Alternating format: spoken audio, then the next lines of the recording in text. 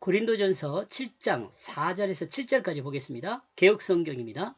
아내는 자기 몸을 주장하지 못하고 오직 그 남편이 하며 남편도 그와 같이 자기 몸을 주장하지 못하고 오직 그 아내가 하나니 서로 분방하지 말라. 다만 기도할 틈을 얻기 위하여 협의상 얼마 동안은 하되 다시 합하라. 이는 너희가 절제 못함으로 말미암아 사탄이 너희를 시험하지 못하게 하려 함이라. 그러나 내가 이 말을 함은 허락이요 명령은 아니라. 나는 모든 사람이 나와 같기를 원하노라. 그러나 각각 하나님께 받은 자기의 은사가 있으니 이 사람은 이러하고 저 사람은 저러 하니라. 4절 제가 번역한 내용입니다. 그 아내는 자신의 몸을 주장하지 못하고 그 남편이 한다. 마찬가지로 또한 그 남편도 그 자신의 몸을 주장하지 못하고 그 아내가 한다. 이 사랑의 개념을 이해하면 이게 무슨 말인지 별로 설명하지 않아도 돼요. 그리고 남편은 자신의 몸을 아내가 사용하도록 넘겨주는 것은 남편 된 자의 의무입니다. 의무. 마찬가지로 아내도 자신의 몸을 남편이 사용하도록 내어주는 것이 아내 된 자의 의무입니다. 이 의무가 온전해지면 둘은 한 몸이 되는 것을 확인할 수 있습니다.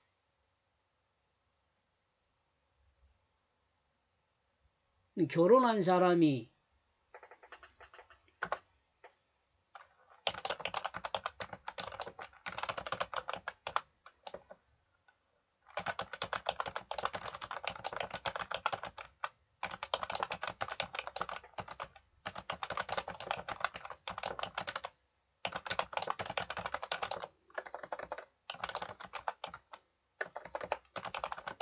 결혼한 사람이 이혼한다는 건 상상할 수 없는 일이죠. 이걸 잘 이해한다면.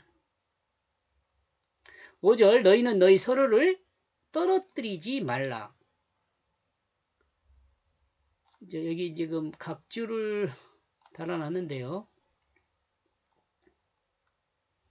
넘겨주다 하는 거 저기 2절인가요? 1절인가요? 넘겨주다. 3절인가 보다. 3절이고요. 3절. 여러분 각주는 여러분이 읽어보세요.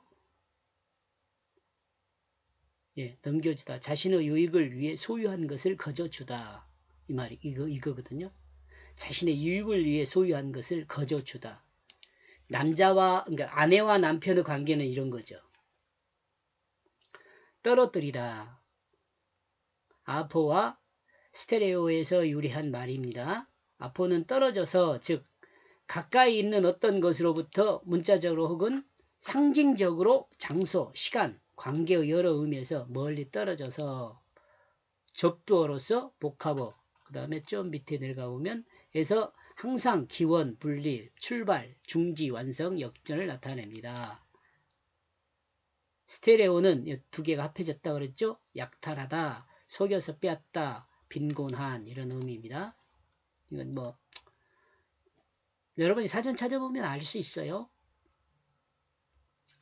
너희는 너희 서로를 떨어뜨리지 말라. 떨어뜨리지 말라요. 만약 정해진 동안 함께 동의한 것이 아니면 자 우리가 떨어지자 함께 동의를 해야 돼요. 나는 그렇게 못한다. 그러면 떨어지면 안 되죠. 만약 너희가 그 기도에 필요한 그 틈을 얻기 위하여 이게 이 기도하기 위해서 떨어진 것 외에는 떨어지면 안 되죠. 그리고 너희는 자신에게 함께 있어야 한다. 그러니까 남편은 아내에게, 아내는 남편에게 같이 함께 있어야 돼요. 너희 그 자제력이 부족한 것 때문에 이 자제력, 뭐요? 성적인 충동을 이야기해요. 이 사단이 너희를 시험하지 못하게 하기 위함이다. 여러분, 기도라는 것에 대해서 많은 사람들이 이야기하는데요. 기도가 뭐예요? 기도는 아주 간단해요. 기도는 하나님 앞에 내 진실이 서는 거예요. 내 진실이, 내 사실이. 이해했으면 좋겠어요. 다른 모든 사람보다는 하나님 앞에 내 진실을 고백하고 고하는 것이 기도예요. 나에게 뭘 해주십시오 라는 것도 뭐예요? 나에게 있는 실제를 하나님한테 말씀드리는 거잖아요. 기도는 뭐다? 나의 실제, 내 진실을 하나님 앞에 고백하는 거예요. 죄를 지었건 착한 일을 했든 또 필요가 있든 그 진실을 말해야 돼요. 그 진실에 하나님께서 가장 온전한 것으로 응답해 주십니다. 이 내용을 알았으면 좋겠어요. 너희는 그 기도에 필요한 그 틈을 얻기 위하여 정해진 동안을 함께 동의한 것이 아니면 너희 서로를 떨어뜨려 속여 빼앗지 말라. 제가 지금 말씀드린 거니까 이건 이해하죠. 너희가 기도에 필요한 그 틈을 얻기 위하여 정해진 동안을 함께 동의한 것이 아니면 너희 서로를 떨어뜨려 속이지 말라는 거죠. 아내와 남편은 한 몸이니 늘 함께 있어야 합니다. 사람은 자제력이 부족하여 사탄의 시험을 이기지 못합니다. 그러므로 위험에 빠질 수 있습니다. 그러므로 남편과 아내가 늘 함께 있음은 사탄의 시험을 이길 수 있게 합니다. 6절요. 그러므로 내가 이것을 말하는 것은 명령이 아니라 권면을 통해서이다. 권면이에요. 권면. 하나님도 이걸 권면하는 거예요. 예수 그리스도의 십자가와 부활을 믿는 자는 하나님의 참 사랑을 본받아 이와 같은 사람의 생활 속에 이와 같은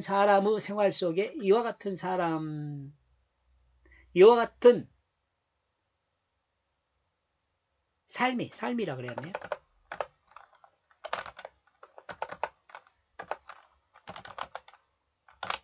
이와 같은 삶이 생활 속에 드러나게 됩니다.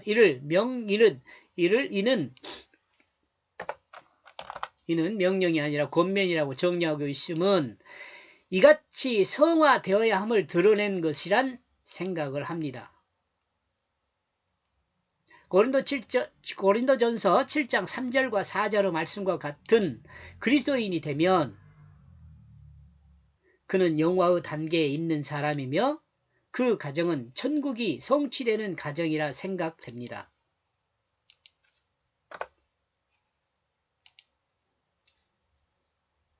7절 그러므로 나는 모든 사람에게 모든이라고 이게 복수니까 들이라고 하면 안 되더라고.